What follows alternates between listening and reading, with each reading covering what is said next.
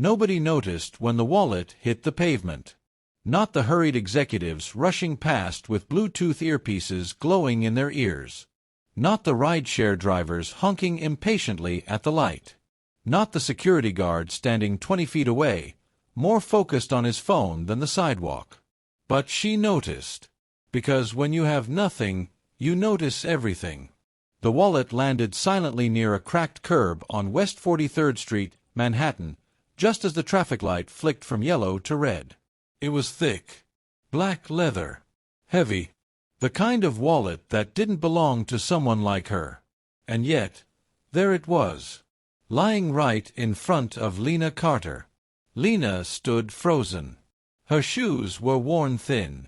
The left sole had started to peel weeks ago, but duct tape was expensive, and hunger always came first. Her jacket was 2 winters old, donated by a stranger who never asked her name. Her fingers were numb, not just from the cold, but from the constant exhaustion of surviving 1 hour at a time. She stared at the wallet like it might disappear if she blinked.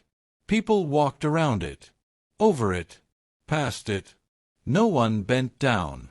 No one cared. Because in New York City, everyone assumes someone else will do the right thing.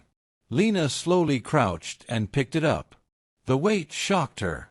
Not physically, but emotionally. This wasn't just a wallet. This was rent. This was food. This was warmth. This was survival. Her hands trembled as she opened it. Inside were crisp bills, stacked neatly, untouched by desperation. Credit cards, black ones. IDs. Business cards embossed with gold lettering. One name stood out. Julian Westbrook. She didn't recognize it, but she didn't need to. Only one type of man carried a wallet like this. A billionaire. Her heart began to pound. Because for the first time in months, fate had handed her a choice. What would you do if you were hungry, cold, invisible to the world, and suddenly the world dropped a fortune at your feet? Across the street, Julian Westbrook stepped out of a black luxury sedan without breaking stride. Tall, sharp-featured, perfectly tailored charcoal suit. The kind of man whose presence bent rooms without effort. His watch alone was worth more than most people's yearly income. He didn't pat his pocket. He didn't notice anything missing. Why would he? Men like Julian didn't worry about losing things. Things always came back to them. Inside the glass tower ahead, his board of directors waited. A hostile acquisition. A company about to be swallowed whole. Another victory to add to a life that had become an endless string of wins. To Julian, this was just another day. To Lena, this was everything. She stepped back onto the sidewalk and clutched the wallet to her chest. Her mind raced. Just take the cash. No one would blame you. People like him won't even notice. This could change your life. Her stomach growled, loud enough that she flinched.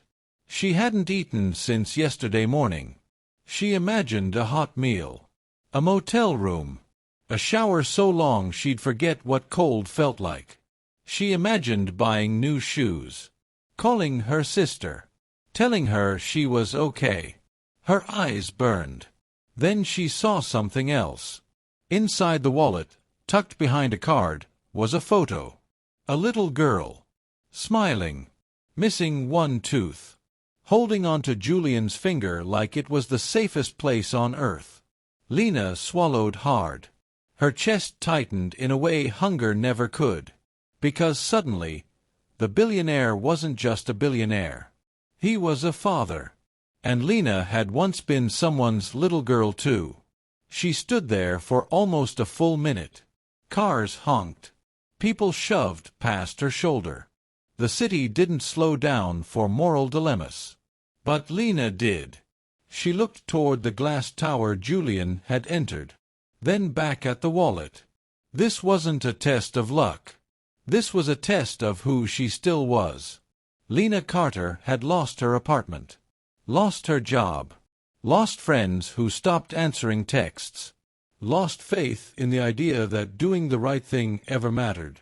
But she hadn't lost herself. Not yet. She took a breath and made the hardest decision of her life. She crossed the street. The building lobby was a different world.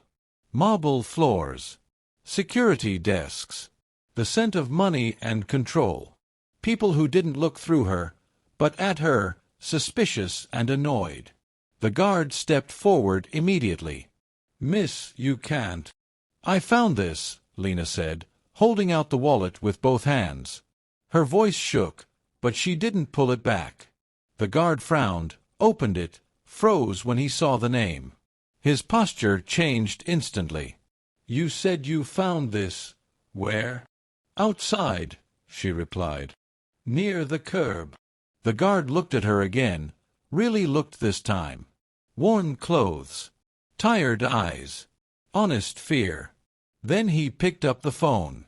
Upstairs, Julian Westbrook was mid-sentence when his assistant leaned in. "Sir, your wallet has been recovered." Julian paused. That alone silenced the room. "Recovered?"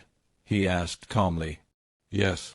"Someone turned it in downstairs." Julian blinked once. "Someone turned it in?" Down in the lobby, Lena stood stiffly while two guards whispered behind a desk. She wondered if this was a mistake. If she'd just handed over the one chance fate ever gave her. Her fingers curled into her sleeves. Then the elevator doors opened, and Julian Westbrook stepped out. The room shifted. Power filled the space effortlessly. He looked from the wallet to Lena, and for the first time that day, Julian noticed her. Really noticed her. Not as background, not as noise, but as a person standing at the center of a moment that shouldn't exist. "You found this?" he asked. Lena nodded. "Yes, sir." "Why didn't you keep it?" The question wasn't accusatory. It was curious. Dangerously curious. Lena hesitated. Then she answered honestly. "Because it wasn't mine." Silence. Julian stared at her longer than was comfortable. Something unreadable crossed his face. Then he did something no one expected. He smiled. Not politely. Not politely at all. He smiled like a man whose world had just cracked open. Because Julian Westbrook didn't yet know that this single moment, this forgotten wallet, this woman everyone else ignored, was about to dismantle everything he thought he understood about power, wealth, and destiny. Julian Westbrook did not speak right away. He stood there in the marble-floored lobby, holding the recovered wallet in his hand, studying Lena Carter as if she were a puzzle someone had slipped into his life without permission. People waited. Security guards straightened their backs. Assistants froze mid-step. The air itself felt suspended, like the building was holding its breath. Julian wasn't used to surprises. He built empires by eliminating them. Yet here stood a woman with nothing, no influence, no leverage, no reason to matter, and she had just done something no one around him ever did anymore. She chose integrity when no one was watching. "That money," Julian said calmly, "would have meant something to you." It wasn't a question. Lena nodded, her eyes steady but guarded. "Yes." "And you still brought it back." "Yes." Another pause. Julian slipped the wallet into his inner jacket pocket, then did something unexpected again. He gestured toward the seating area. "Sit." Lena didn't move. Her instincts screamed. People like him didn't ask favors without expectations. Offers from men in tailored suits came with invisible chains. "I'm fine standing," she said quietly. Julian tilted his head slightly, studying her response. That, too, intrigued him. "Suit yourself," he said. "But we're going to talk." Julian Westbrook had built his fortune by reading people. Executives lied with smiles. Politicians lied with handshakes. Advisors lied by omission. But Lena Carter, she wasn't hiding anything. She was bracing. "What's your name?" Julian asked. "Lena." "Last name?"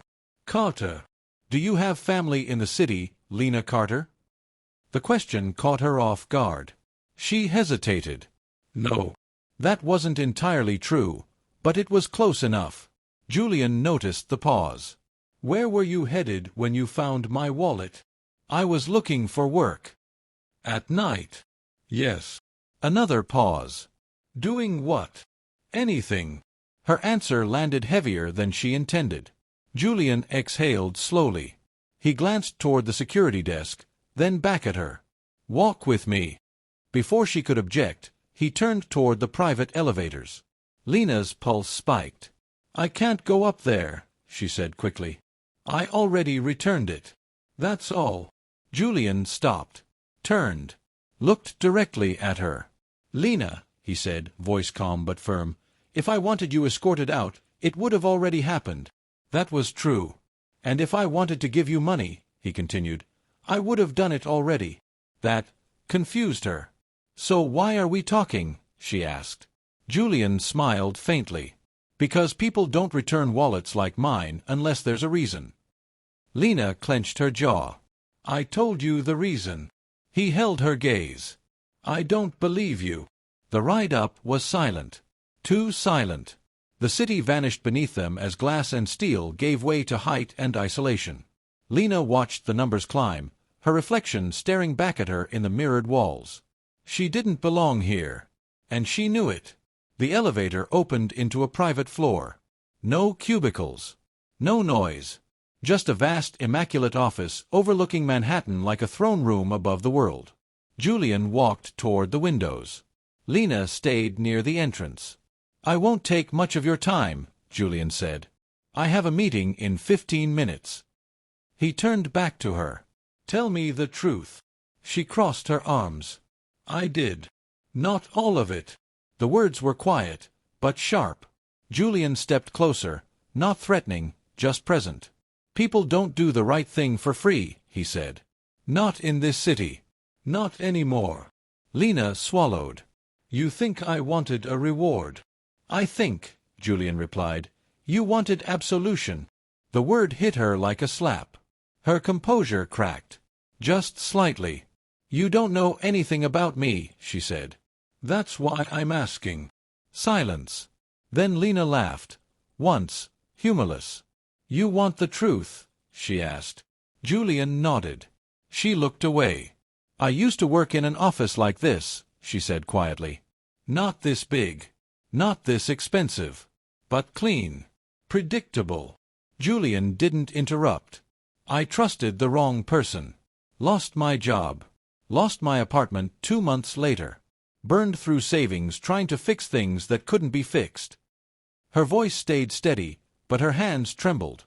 I didn't return your wallet because I'm noble, she continued. I returned it because if I didn't, I'd never forgive myself. Julian studied her. Forgive yourself for what? For becoming someone I don't recognize. Julian Westbrook had destroyed companies without blinking. But this unsettled him. Because he recognized that look. The look of someone standing at the edge of a line, deciding which side they'd live on. Julian turned back toward the desk. Pulled out his phone. Lena stiffened. Here it comes. Security. Money. Dismissal. Instead, Julian made a call. Cancel my next meeting. A pause. Yes. Tell them it's non-negotiable. He ended the call and set the phone down. Then he faced her. I want to offer you something, he said. Lena's heart pounded. No, she replied instantly. Julian blinked. I haven't said what it is yet. I know, she said. And the answer is still no. That genuinely surprised him. You don't know what you're refusing. I know enough. Julian stepped closer. This isn't charity. That's worse, Lena shot back. He smiled faintly again. Smart. He leaned against the desk. Work for me. The words hung in the air. Lena stared at him. What? A temporary position, Julian clarified.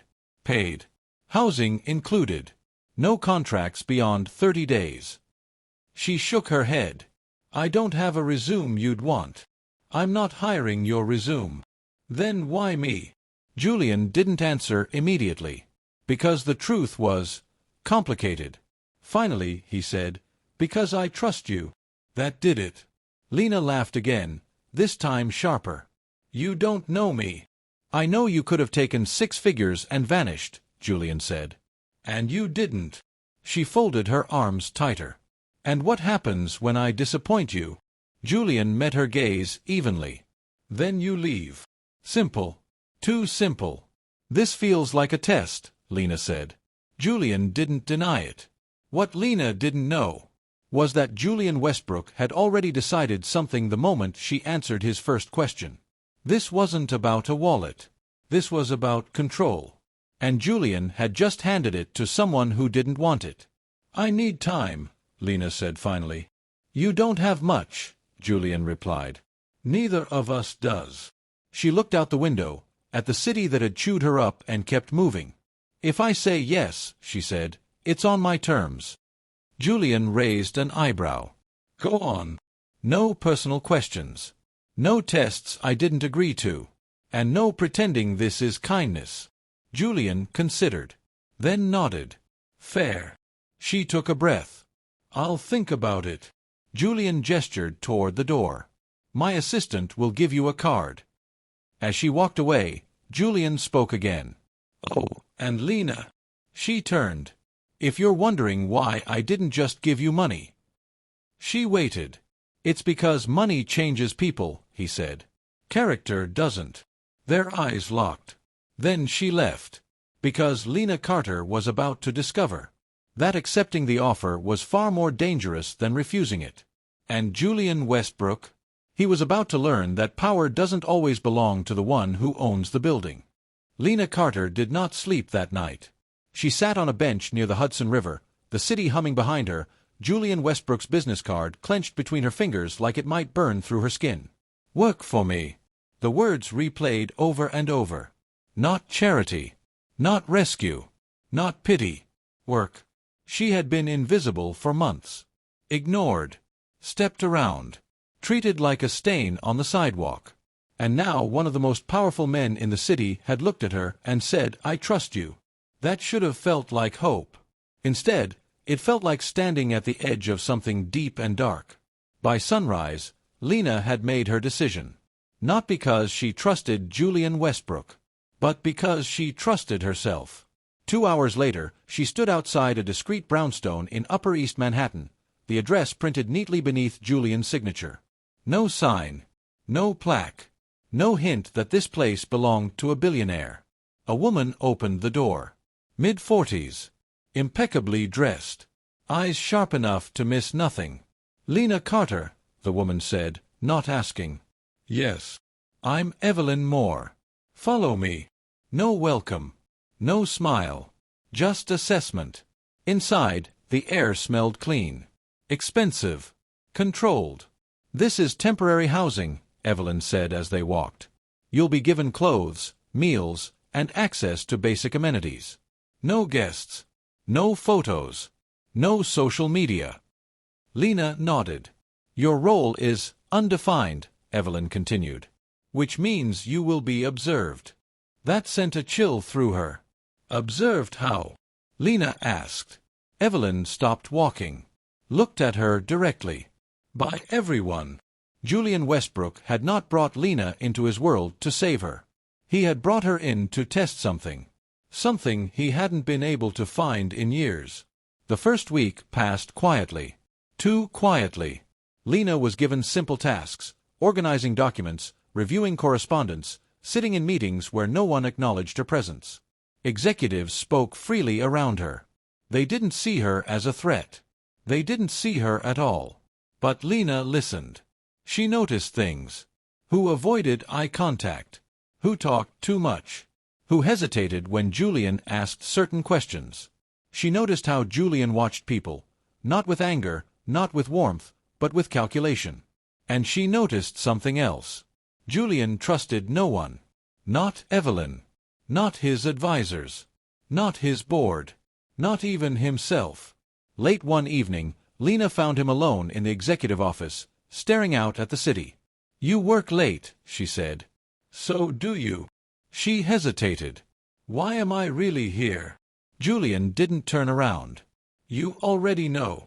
No, she said. I know why you told yourself I'm here. That got his attention. He turned. Explain. You don't trust the people around you, Lena said carefully. And you think someone who had nothing to gain might see things they don't. Julian studied her. And you're scared, she finished. Silence. Not anger. Not denial. Just silence. Julian exhaled slowly. My company is about to be dismantled from the inside, he said. Someone is leaking information, manipulating numbers, positioning themselves for when I fall. Lena felt her stomach tighten. You think it's someone close. I know it is. And you hired me to, what? Spy. Julian shook his head. No, he said. I hired you to tell me the truth when everyone else lies. That frightened her more than spying ever could, because truth is dangerous, especially when the wrong person starts telling it. The breaking point came on day 10. Julian called an emergency meeting.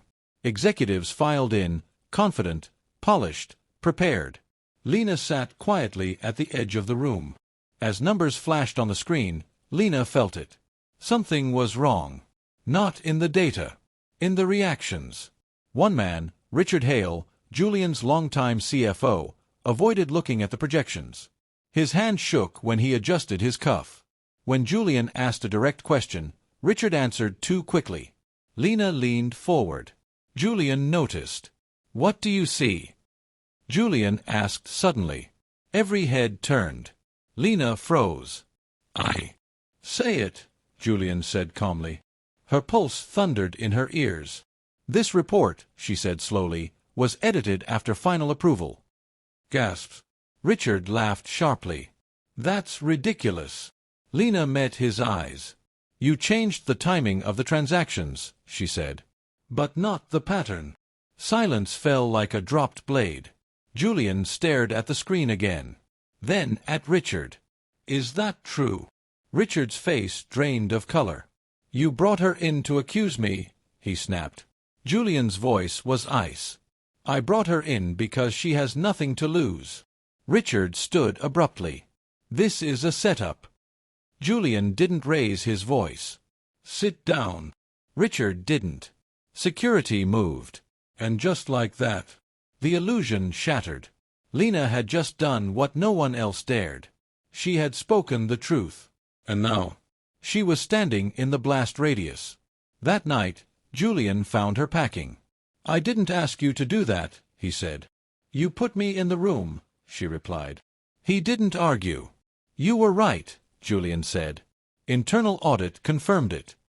Lena zipped her bag. So I was useful. Yes. And now I'm a liability. Julian didn't deny it. You should leave, he said. Tonight. She paused. Why? Because Richard Hale isn't the only one, Julian admitted quietly. And the others won't hesitate. She looked at him. You knew this could happen. Yes. And you let me walk into it anyway. Yes. Julian met her eyes. I warned you this wasn't kindness. Lena nodded. She picked up her bag. Then here's the truth you hired me for, she said. You don't just have enemies in your company. Julian stiffened. You have them in your life. His jaw tightened. She stepped closer. And they're closer than you think. Because Lena Carter was about to disappear from Julian Westbrook's world. And Julian was about to discover that the person he trusted most had already betrayed him. Lena Carter vanished before dawn. No goodbye. No explanation. No forwarding address. By the time Julian Westbrook's security team reached the brownstone, her room was empty. The bed neatly made. The clothes folded. The keycard placed carefully on the table like punctuation at the end of a sentence. She had left on her own terms. Julian stared at the room longer than he should have. This wasn't how people usually left his life. They were fired. Bought off. Forced out. Broken quietly. Lena had simply exited. And for the first time in years, Julian felt something he couldn't immediately name. Loss. Power had always obeyed Julian Westbrook. Markets bent. Boards complied. Enemies retreated. But Lena Carter. She walked away. The fallout began within hours. Richard Hale's arrest triggered panic inside the company. Investigations spread like wildfire. Phones rang non-stop. Lawyers whispered. Allies became cautious. And just as Lena had warned, the betrayal went deeper. Julian's assistant of 12 years. A board member he had mentored. A partner who toasted him at charity galas. They had been positioning themselves quietly, waiting for Julian to fall. Waiting for him to trust the wrong people. Julian didn't sleep for 2 days. Not because of the crisis, but because of one question he couldn't escape. Why did she leave? He replayed their last conversation again and again. You have enemies in your life. Not company. Life. On the third night, Julian made a decision that stunned everyone. He stepped down. Not publicly. Not permanently. But strategically. He handed temporary control to a neutral trustee and disappeared from the spotlight entirely. No interviews. No press releases. No explanations. The world panicked. The markets speculated. And Julian Westbrook did something he had never done before. He went looking. Lena had returned to the margins of the city. Not because she wanted to, but because she knew how dangerous proximity to power could be. She found work at a small community center in Brooklyn, helping people navigate housing paperwork, job applications, food programs. No one knew her story, and she preferred it that way. One rainy afternoon, she sat at a desk helping an elderly man fill out a form when the door opened. She didn't look up. "Excuse me," a familiar voice said. Her hand froze. She knew that voice. She looked up slowly. Julian Westbrook stood there, no suit, no entourage, no armor. Just a man in a dark coat, eyes tired, hair slightly unkempt. Human. "You shouldn't be here," Lena said quietly. "You disappeared," Julian replied. "I came to say thank you." She studied him. "For what?" "For telling me the truth when it mattered." She gestured to the desk. "People need help. If you're here to offer money—" "I'm not," Julian interrupted. That surprised her. "I already gave it away," he said. Her eyes flickered. "Gave what away?" "My control." She leaned back slightly. "Why?" Julian took a breath. "Because I finally understood something you knew before I ever did.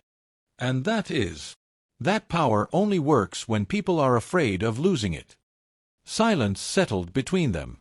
"I was afraid," he continued, "of losing my company, my influence, my name. And now?" Lena asked. "Now," Julian said, "I'm afraid of becoming the kind of man who ignores the sidewalk." She looked away. "That fear didn't keep you from risking me." "No," he admitted. "And that's why I don't deserve forgiveness." She met his gaze again. "But I do deserve accountability." Lena exhaled slowly. "What do you want from me, Julian?" He answered without hesitation. "Nothing." That was the most honest thing he'd said. "I came to tell you," he added, "that your warning saved me." "And what did it cost you?" she asked. Julian's voice dropped. "Everything I thought defined me." That was the moment Lena understood. Julian Westbrook wasn't asking to be saved. He was learning how to stand without armor. They sat in silence for a long moment. Then Lena stood. "I don't work for you," she said. "I know. I don't want your protection. I understand. And I don't want to be your conscience." Julian nodded. "I wouldn't ask." She paused. "But," she continued, "I'll accept one thing." He looked up. "Dinner," she said. "Not as a billionaire. Not as a project. As a man who lost his wallet and found something else." Julian smiled. Not the smile of a man who wins, but the smile of a man who finally listens. "I'd like that," he said. Weeks later, Julian Westbrook quietly launched a foundation. No branding. No press tour. No speeches. just funding community centers like the one in Brooklyn. And Lena Carter? She never returned to the streets. Not because a billionaire rescued her, but because she never needed saving. The wallet was never the story. The money was never the point. In a city obsessed with power, the real shock was this. A woman with nothing reminded a man with everything what it meant to be human.